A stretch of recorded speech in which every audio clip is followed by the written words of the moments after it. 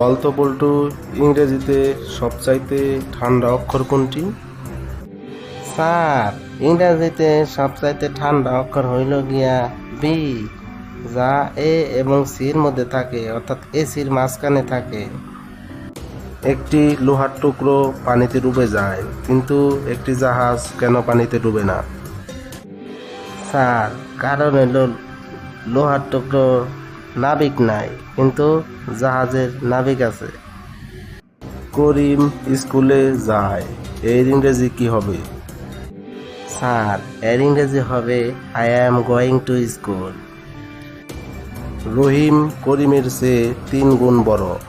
রহিমের বয়স 35 হলে করিমের বয়স কত? স্যার, এটা করিমকে জিজ্ঞেস করে বলতে হবে।